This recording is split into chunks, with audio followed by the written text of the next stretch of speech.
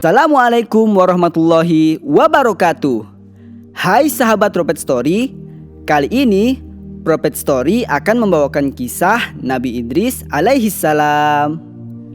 Nabi Idris alaihissalam merupakan Nabi serta Rasul kedua yang wajib kita ketahui.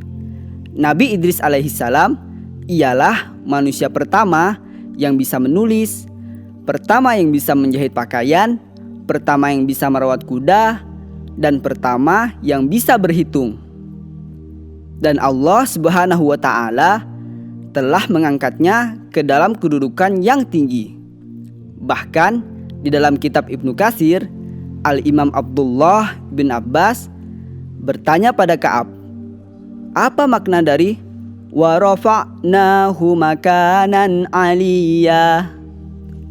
Ka'ab berkata, di mana Nabi Idris pernah mendapat kabar gembira dari Allah Subhanahu wa Ta'ala bahwa Allah Subhanahu wa Ta'ala mengangkat setiap hari dengan seluruh amalan Bani Adam. Seluruh amalan manusia setiap hari pahalanya untuk Nabi Idris alaihissalam tanpa mengurangi pahala mereka yang beramal. Nabi Idris alaihissalam memiliki nama asli Hanuh. Dalam agama Yahudi dan Nasrani, Nabi Idris alaihissalam dikenal dengan nama Henoch. Dalam kitab Qasas Al-Anbiya disebutkan bahwa para ahli tafsir berbeda pendapat. Tapi kenapa ia dinamakan Idris? Idris berasal dari kata darosah, yaitu belajar. Ia merupakan seorang nabi yang tekun dalam belajar. Masya Allah. Pernah dikisahkan ketika Nabi Idris alaihissalam sedang menjahit, datanglah iblis yang menyamar menjadi seorang laki-laki dengan membawa sebuah telur. Kemudian ia berkata, "Hai Idris, bisakah Tuhanmu memasukkan dunia ke dalam telur ini?" Nabi Idris pun mengetahui bahwa lelaki ini ialah iblis. Lalu beliau mengajaknya masuk ke dalam rumahnya agar ia dapat bertanya lebih leluasa.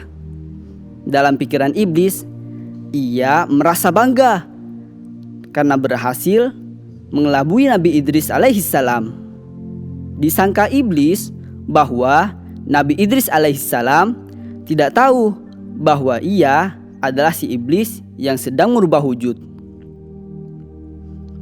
Terus iblis mengulangi pertanyaannya, apakah Allah Subhanahu wa Ta'ala sanggup memasukkan dunia ke dalam telur ini? Lalu Nabi Idris alaihissalam yang pada saat itu sedang memegang jarum jahit memberi jawaban, jangankan dalam sebuah telur, Allah Subhanahu wa Ta'ala bisa memasukkan isi dunia ke dalam jarum ini. Seketika itu pun Nabi Idris alaihissalam memasukkan jarum ke mata iblis. Iblis pun kaget. Ternyata Nabi Idris alaihissalam tahu aku sedang mengelabuinya. Karena itu ia takut dan langsung kabur dan menghilang. Nabi Idris pun meneruskan menjahit pakaian. Di dalam kitab Jami'ul Ahkam Al-Qurtubi bahwasanya Nabi Idris alaihissalam berteman dengan malaikat pembawa matahari. Pernah ada kisah ketika Nabi Idris alaihissalam keluar dari rumahnya. Kulitnya Nabi Idris alaihissalam terkena sengatan panasnya matahari. Kemudian Nabi Idris alaihissalam takjub akan panasnya. Maka beliau berpikir, bagaimana susahnya malaikat yang bertugas untuk menjaga atau mengangkat matahari ini. Maka Nabi Idris alaihissalam pun berdoa pada Allah Subhanahu wa ta'ala. Ya Rabb, ringankanlah matahari ini dan kurangilah panasnya kepada malaikat yang kau perintahkan untuk menjaga matahari ini. Maka tiba-tiba malaikat penjaga matahari ini merasa panasnya berkurang dan juga beratnya semakin ringan. Sang malaikat pun bertanya kepada Allah Subhanahu wa ta'ala. Maka Allah Subhanahu wa ta'ala pun menjawab, sesungguhnya hambaku Idris alaihissalam memohon kepadaku agar meringankan pekerjaanmu. Kemudian sang malaikat berdoa pada Allah Subhanahu wa ta'ala. Ya Allah, izinkanlah aku bertemu dengan Nabi Idris alaihissalam. Maka bertemulah Nabi Idris alaihissalam dengan malaikat ini. Betapa mulianya Nabi Idris, sehingga malaikat pembawa matahari pun didoakan olehnya. Selain itu, diriwayatkan pula bahwa Nabi Idris alaihissalam dicintai oleh karangan para malaikat, terutama malaikat Israel. Malaikat Israel kagum akan ketakwaan Nabi Idris alaihissalam. Malaikat Israel berdoa pada Allah Subhanahu wa ta'ala agar diizinkan bertemu dengan Nabi Idris alaihissalam. Malaikat Israel turun ke bumi dalam wujud lelaki untuk menemui Nabi Idris alaihissalam. Sahabat Idris heran. Sahabatnya ini datang dalam wujud lelaki. Begitu datang dengan sosok periang dan membawa juga buah-buahan. Nabi Idris alaihissalam tidak dapat membaca bahwa siapa tamu ini. Nabi Idris alaihissalam belum tahu saat itu. Setiap kali Nabi Idris alaihissalam menawarkan makanan, lelaki itu selalu menolak. Karena malaikat tidak makan dan minum, akhirnya selama 4 hari ia tidak makan. Sang Nabi pun curiga. Dan akhirnya bertanyalah Nabi Idris alaihissalam, sebenarnya kau ini siapa? Lalu dijawab olehnya, aku adalah malaikat maut, wahai Idris. Kata Idris, apakah kau datang untuk mencabut nyawaku? Tidak, aku hanya datang untuk berkunjung. Lalu Nabi bertanya lagi, 4 hari di sini, apakah engkau tidak mencabut nyawa orang? Malaikat maut pun menjawab, banyak nyawa yang aku cabut, wahai Idris. Makhluk-makhluk itu bagai hidangan bagi aku. Jika aku mencabut mereka, bagai menyuap makanan. Jadi, tetap seperti biasa, aku tetap mencabut nyawa. Maka berfikirlah Nabi Idris alaihissalam. Karena ia berteman dengan malaikat maut, ia berkata, coba mohon kepada Allah Subhanahu wa ta'ala. Aku ingin merasakan bagaimana kalau nyawa aku ini dicabut. Bagaimana rasanya? Kata malaikat maut, aku tidak mampu mencabut nyawa tanpa seizin Allah. Allah Subhanahu wa ta'ala pun mengizinkan kepada malaikat maut untuk mencabut nyawa Nabi Idris alaihissalam. Lalu dicabutlah nyawa Nabi Idris alaihissalam. Setelah dicabut, Israel merasa sedih karena sahabatnya telah wafat. Kemudian Allah Subhanahu wa ta'ala izinkan lagi untuk mengembalikan nyawa Nabi Idris alaihissalam. Ketika nyawa Nabi Idris alaihissalam kembali lagi dan hidup, beliau berkata pada sang malaikat, wahai Israel, engkau kan sahabatku, tetapi mengapa kau mencabut nyawaku dengan keras?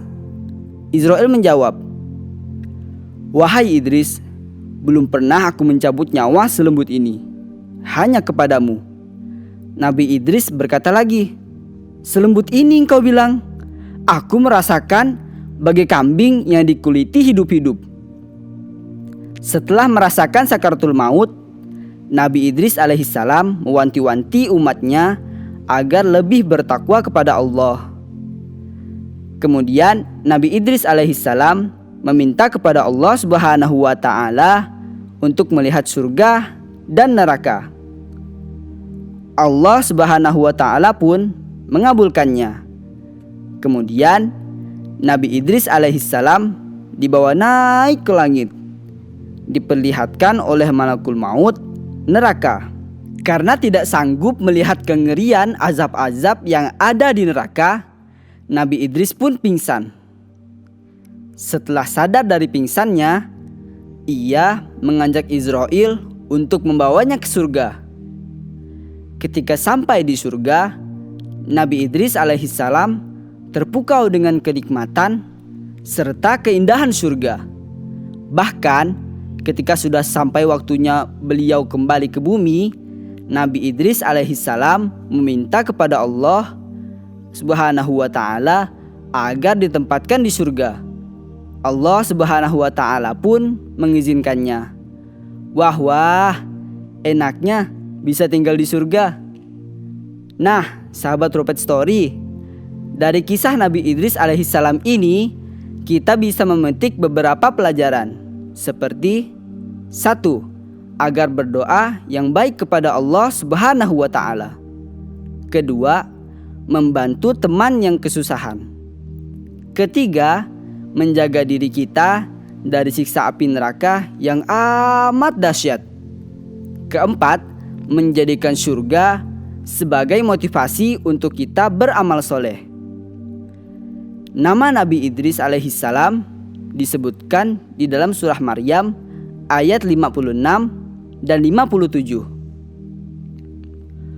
A'udzu billahi minasy syaithanir rajim.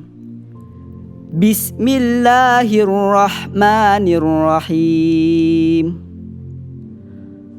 Wadhkur fil kitabi Idris. Innahu kana siddiqan nabiyya.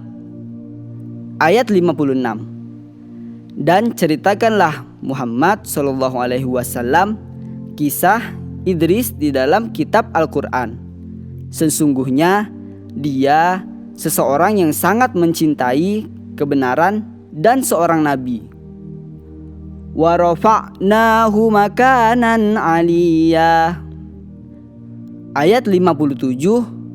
Dan kami telah mengangkatnya ke martabat yang tinggi. Demikianlah kisah Nabi Idris alaihissalam. Ketemu lagi sama kita di episode berikutnya. Tetap nonton Prophet Story hanya di Dalwa TV. Wassalamualaikum warahmatullahi wabarakatuh.